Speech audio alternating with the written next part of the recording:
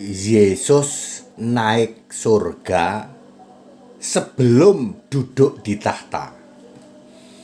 Saya Pendeta Henry Tandianta, Master of Bibliology Studies, akan memberi pencerahan, yaitu Yesus sudah naik surga tapi belum duduk di tahta. Jadi ada periode waktu Yesus sudah naik ke surga. Di dalam Kisah 1 ayat 9, Yesus naik ke surga ditutupin awan, betul? Betul. Pertanyaannya, ketika Yesus naik ke surga itu yang kita lihat di Kisah 1 ayat 9 itu, ditutupin awan, apakah Yesus langsung duduk di tahta surga? Jawabannya tidak. Ya, direvisi ya. Kalau Anda punya pendapat Yesus naik ke surga, ya langsung duduk di tahta surga. Di situ bersama Bapaknya. Direvisi ya. Yesus naik ke surga tahun 33 Masehi. Kok tahu tahun 33 Masehi, Pak? Dilacak dari zaman Pontius Pilatus, Herodes ya, Imam Kayafas, siapa lagi? Bisa dilacak dari itu. Dari Imam Kayafas, dari Herodes, dari Pilatus, itu sekitar tahun 33 Masehi. Jadi Yesus naik ke surga mungkin 33 Masehi, bulan-bulan Juni gitu ya. Tahunnya sih masih 33. Jadi orang sering menyebut 33 setengah ya. Yesus naik ke surga. Ya. Pendapat mayoritas di luar sana mengatakan Yesus naik ke surga ya langsung duduk di tahta surga. Tidak, Saudara. Yesus naik ke surga itu masih ada lagi jeda waktu cukup lama. Berapa, Pak? 35 tahun. Ngapain, Pak? Yesus naik ke surga kok nggak langsung duduk di tahta surga? Ngapain? Berkarya. Berkarya sebagai apa? Sebagai Yesus, tubuh kemuliaan. Matanya seperti nyala api, rambutnya putih,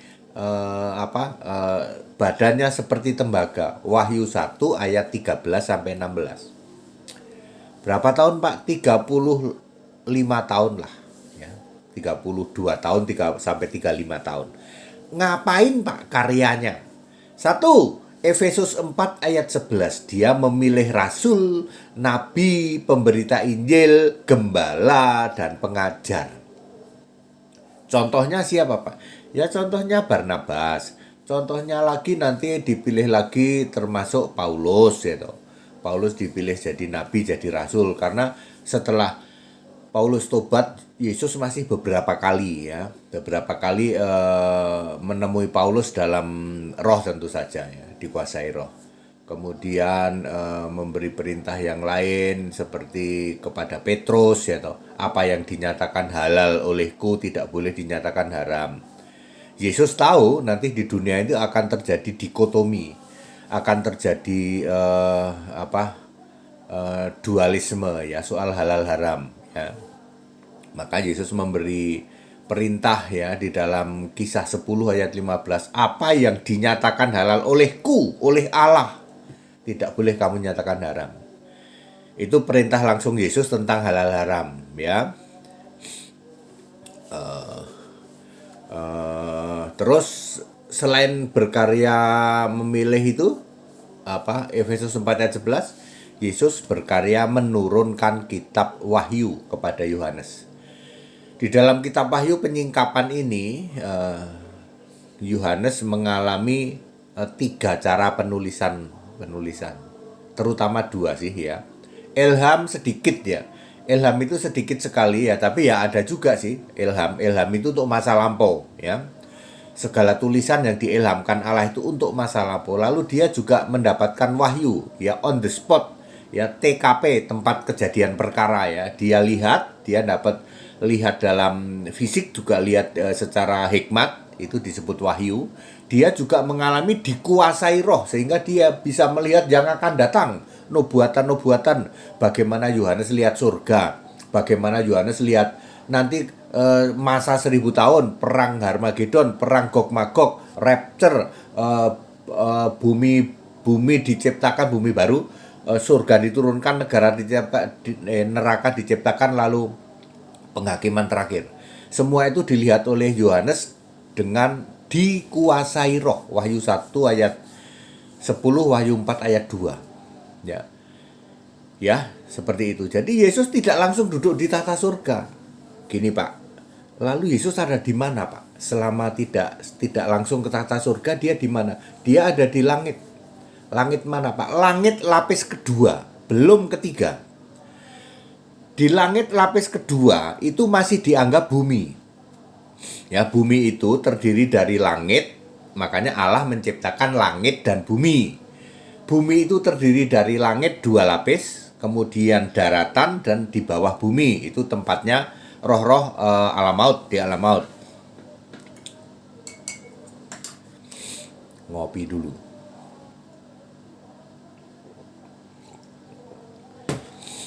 Kopi susunya dicampur sama kopi, bukan dipisah susunya ya. Itu sampai mana tadi? Bumi itu terdiri dari daratan, di bawah bumi itu air dan tempat roh-roh alam maut maksudnya. Dan udara atau langit ada 2 layer ya, ada 2 layer ya. Jadi Yesus pada saat tubuh kemuliaan belum ke langit ketiga, belum. Ya. Tapi Yesus bisa saja bolak-balik ya. Bisa ya. Tapi dia belum duduk di tahta surga. Lalu dia berkarya menurunkan kitab Wahyu dan tadi memilih nabi, rasul, pemberita Injil dan gembala dan pengajar. Itu hal utama, ada hal lain juga. Dilakukan selama 32 tahun sampai 35 tahun. Jadi Yesus itu betul-betul duduk di tahta surga ya, tahun 65 Masehi sampai 67 Masehi. Kok bisa tahu, Pak? Wahyu 11 ayat 1. Yesus berkata begini, "Ukurlah dan bangunlah bait Allah." Wahyu 11 ayat 1 dan 2 ya. Ukur dan bangun, nggak cuma disuruh ngukur, disuruh membangun juga. Kapan nanti? Itu nanti ketika akan terjadi masa 1000 tahun. Ukurlah dan bangunlah bait Allah. Yesus menyuruh kepada Yohanes suruh mengukur, membangun bait Allah. Tentu bait Allahnya masih ada. Bait Allah kedua itu runtuh kapan, Pak? 70 Masehi. Silahkan lihat sejarah, klik Google. Kapan bait Allah itu runtuh? Ini menggenapi perkataan Yesus. Matius 24 ayat 2 ya. Semua ini nanti akan diruntuhkan. Tidak ada satupun batu terletak di atas lainnya. Digenapi oleh tentara Romawi di bawah Jenderal Titus tahun 70 Masehi. Jadi dipastikan Wahyu 11 ayat 1 dan 2 bait Allahnya belum runtuh. Artinya sebelum tahun 70 Masehi. Wahyu pasal 11 kurang lebih di tengah-tengah menurunkan kitab Wahyu. Jadi diperkirakan selesai menurunkan kitab Wahyu ya tahun 65-67 lah Masehi. Ya, selama Yesus masih di bumi, di langit kedua itu masuk bumi loh. Selama Yesus di langit tingkat 2 itu termasuk bumi, semua perkataan Yesus dianggap masih di bumi, makanya ditulis pakai huruf merah. Wahyu pasal 2 misalnya. Wahyu pasal 2, Wahyu pasal 3 kepada ketujuh jemaat perkataan langsung Yesus ditulis pakai huruf merah. Karena Yesus masih di langitnya bumi. Belum ke langit tingkat 3. Pak, surga itu langit tingkat 3. Betul, di dalam 2 Korintus 12 ayat 2, ayat 3, ayat 4. Ya. Oke. Barulah tahun 67 lah ya. Sebelum tahun 70 ya. Sebelum tahun 70, mungkin 65, 66, 67. Antara tahun itu Yesus betul-betul duduk di tata surga. Sejak Yesus duduk di tata surga, maka tidak ada lagi huruf merah. Semua perkataan langsung Yesus ditulis pakai huruf hitam. Ini sama dengan perjanjian lama. Semua perkataan Yesus di perjanjian lama, dimulai dengan perkataan langsung ya. Di mana perkataan langsung Yesus di perjanjian lama diawali? Pakai kata aku, lihat aja kata aku. Semua perkataan langsung Yesus pasti aku berfirman kepadamu. Kata aku ada di Kejadian 1 ayat 29. Jadi pertama kali Yesus berfirman langsung. Kalau ayat 3 itu ditulis oleh Musa. Berfirmanlah Allah, jadilah terang. Itu perkataan Allah yang ditulis Musa. Tapi perkataan langsung Yesus itu ada di Kejadian 1 ayat 29. Aku menyediakan makanan bagimu ya, berbiji, tumbuhan berbiji dan segala buah yang berbiji menjadi makananmu. Ya. Ya. Ketika Yesus sudah itu ditulis pakai huruf hitam. Ketika Yesus sudah duduk di tata surga, perkataan pertama kali Yesus duduk di tata surga di Perjanjian Baru di kitab Wahyu di mana? Wahyu 4 ayat 1.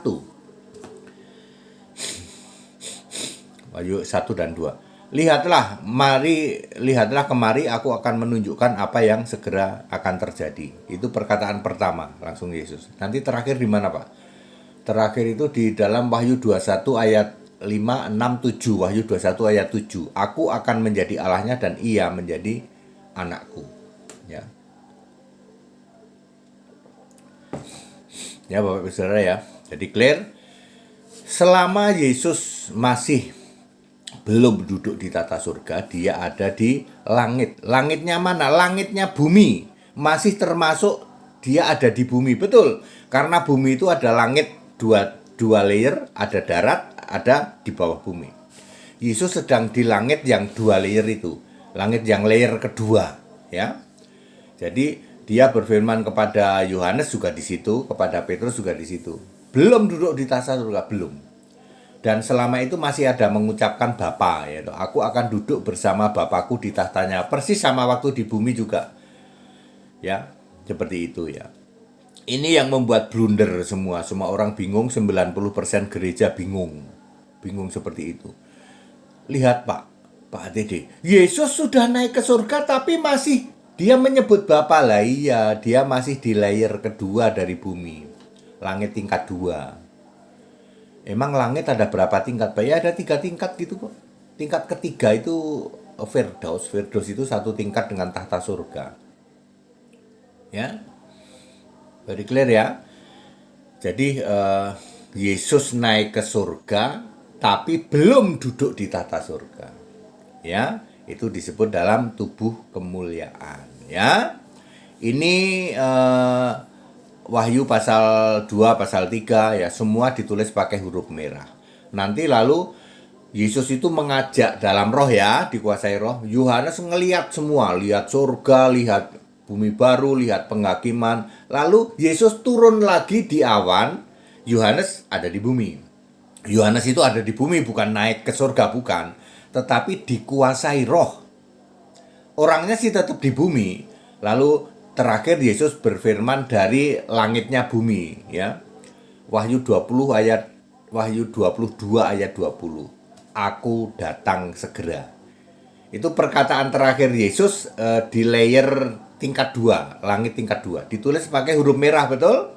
Makanya setelah huruf hitam, banyak huruf hitam.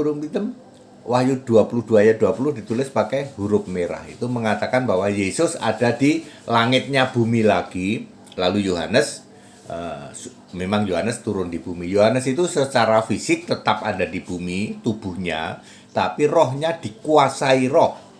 Di dalam Wahyu 4 ayat 2, Wahyu 1 ayat 10. Gereja di luar sana tidak mengakui ada dikuasai roh. Mereka taunya cuman Alkitab itu segala tulisan yang diilhamkan Allah. Loh, kalau cuman ilham itu masa lampau. Ya, gereja-gereja 90% gereja di luar sana, gereja Nasrani, Katolik and the gang, Protestan and the gang, kamu hanya memahami Alkitab itu segala tulisan yang diilhamkan Allah itu untuk masa lampau. Romo endet. Kalau kamu mengimani Alkitab hanya ditulis berdasar dengan ilham toh. Ilham itu untuk masa lampau. Kalau on the spot ya TKP itu disebut hikmat, disebut wahyu. Kalau untuk masa akan masa akan datang disebut dikuasai roh. Ada ayatnya semua. Wahyu itu misalnya Wahyu 1 ayat 1 ayat 2. Yohanes mendapat wahyu dalam on the spot TKP dia lihat. Ya. Lukas apa yang dia lihat itu adalah pewahyuan. Tergantung, kalau fisik ya apa yang dilihat, kalau dalam roh wahyu. Contoh, Yesus dimuliakan di atas gunung, lalu Petrus, Yohanes, Yakobus lihat ada Musa, ada Elia. Itu dalam roh nggak? Dalam roh. Secara fisik dia nggak lihat. Lalu nanti secara fisiknya Yesus sendirian. Ternyata Yesus sendirian secara fisik. Dilihat secara fisik. Tapi tadi sebelumnya dia lihat secara roh, ada Musa, ada. Jadi Alkitab ditulis bukan hanya dengan ilham Allah. Itu primitif banget. Romo kaleng-kaleng, pendeta kaleng-kaleng. Kalau kamu memahami bahwa Alkitab itu ditulis berdasar ilham Allah tok, kamu paling primitif. Pendeta primitif, romo primitif. Ya. Alkitab ditulis dengan 3 cara. Ilham, wahyu, dan dikuasai roh. Ya. Anda tidak akan bisa nangkep khotbah ini, ya, atau khotbah saya, tausiah dari saya ini, kalau Anda tidak memahami bahwa Alkitab itu ditulis juga dengan wahyu dan dikuasai roh. Bukan cuman ilham Allah. Ilham itu untuk masa lampau. Bagaimana Paulus bisa menulis tentang Adam di dalam Roma 5 ayat 12, 13, 14 karena ilham. Bagaimana Musa bisa menulis tentang Adam yang 4.500 tahun sebelumnya. Bagaimana Musa bisa menulis bahwa Adam punya istri Hawa atau Eva, lalu punya anak Kain Habil. Itu namanya ilham. Ya. Bagaimana Ibrani itu tulisannya Paulus juga. Bagaimana Paulus bisa berkata bahwa bagi Musa, ya, penghinaan karena Kristus lebih besar daripada seluruh harta Mesir. Kok bisa? Paulus kan hidup zamannya Yesus, gitu. Kok bisa-bisanya dia nulis tentang Musa? Selisihnya berapa itu? Musa itu 1.500 sampai 1.000, hampir 1.600 tahun. Kok bisa-bisanya Paulus berkata penghinaan karena Kristus ini bagi Musa nih. Kok bisa begitu? Lebih besar dari semua harta Mesir. Itu namanya ilham. Ya. Paulus juga mendapat wahyu juga. Paulus juga mendapat dikuasai dalam roh, sehingga dia bisa mengatakan bahwa Mesias itu Allah. Roma 9 ayat 5. Ya. Allah yang harus dipuji selama-lamanya. Dia juga bisa menulis tentang nama Allah dan eksistensi Allah yang didiamkan berabad-abad, Taimyon Allah. Roma 16 ayat 25, 26, 27. Paulus yang hidupnya itu sampai abad pertama Masehi, dia bisa menulis zaman kekekalan, zaman sebelum segala abad, zaman purbakala. Dia bisa ngerti bahwa Allah itu dari dulu namanya Yesus. Didiamkan itu sengaja didiamkan, baru dinyatakan nanti ketika Yesus lahir sebagai bayi. Loh, kok bisa Paulus? Karena dapat ilham. Kamu para gereja-gereja, 90% gereja, ya, gereja-gereja Tritunggal dan segitiga, Katolik and the Gang dan Protestan and the Gang, hanya mengimani Alkitab itu berdasar ilham. Ya paling primitif itu. Ya. Ya. Very clear ya. Jadi Yesus pada masa tubuh kemuliaan, Yesus naik ke surga tapi belum duduk di tata surga. Ini yang suka bikin bingung. Sehingga para pendeta kaleng-kaleng suka mengatakan gini, Pak ATD, coba Anda baca Wahyu 3 ayat 5 dan ayat 21. Yesus masih menyebut Bapa. Lah iya, kan Yesus masih dianggap di bumi. Bumi itu terdiri dari darat, air di bawah bumi, laut, dan udara. Udara itu sampai 2 lapis. Langit. Yesus ada di langit, masih dianggap di bumi. Karena langitnya langit layer kedua. Dia berfirman kepada penurunkan kitab Wahyu, masih nyebut Bapa, ya masih, kan dia belum ke surga. Walaupun Yesus bisa kapan-kapan dia naik ke surga. Dia berkata di Yohanes 20 ayat berapa ya? 17 ya. Aku akan ke Bapakku, Bapamu, Allahku, Allahmu. Dia bisa itu ke surga balik lagi bisa ya. Ya clear ya.